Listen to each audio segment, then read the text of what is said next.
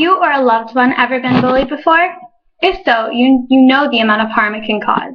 Bullying isn't something that randomly started. It's always been around, but within the past 5 years, it has grown into a pressing issue. Bullying is defined as the use of superior strength or influence to intimidate someone, typically to force him or her to do what one wants. If you've ever been bullied, you understand that it's much more than that. Kids all over the world are victims of this cruel act. Nobody knows why kids start to bully, but there are some ideas. John Cloud and the Myths of Bullying suggests that bullying starts because of the bully's own insecurities, or because the kids have something that the bully wants. While Annette Klemek claims bullying can be because the bullies are depressed. Regardless, bullying is a pressing problem that needs to be stopped. There have been many different uprisings in schools caused by bullying. Here's one for example. Approximately 400 miles from Chardon in New Brunswick, New Jersey, courtroom bullying also became the focus of a trial that began a week before the Ohio shootings. Daron Ravi is accused of having so viciously tormented his Rutgers University roommate, a gay 18-year-old named Tyler Clementi, that in September 2010, Clementi leaped into his death from the George Washington Bridge. Partly because of the bridge's proximity to the nation's media capital, and because of Clementi's gut-wrenching Facebook sign-off that quoted, "Jumping off the Gateway Bridge, sorry."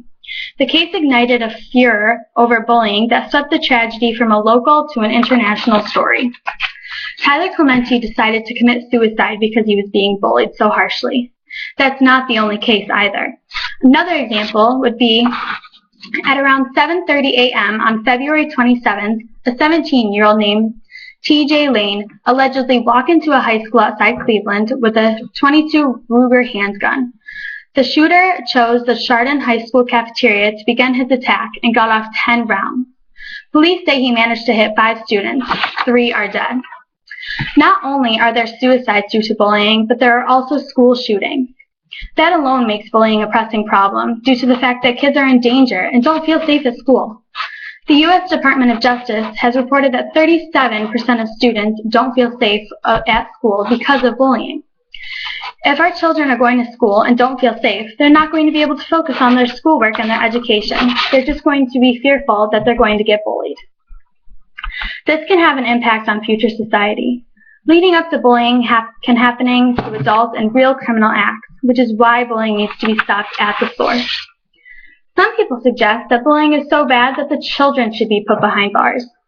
Garvey states, when a person is subjected to physical violence, such as kicking, slapping, and/or punching, or subjected to threats and name-calling, they are being directly bullied.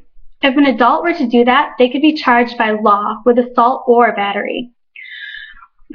So what's the difference between adults doing it and kids? The answer is nothing.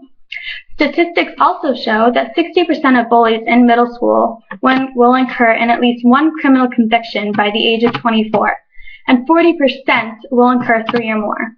This proves that bullying isn't something that you can just grow out of. People that bully in school continue to bully later on in life. That's just another reason why bullying is such a pressing problem. It needs to be stopped before it gets too out of hand. However, there are some things that schools are trying to do to halt bullying.